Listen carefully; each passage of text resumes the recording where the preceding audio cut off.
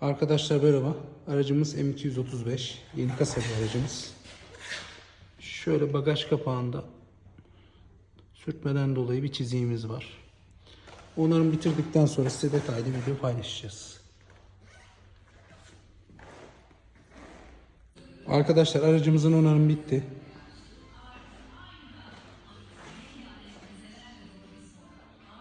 Gördüğünüz gibi birazdan müşterimize teslimatını yapacağız.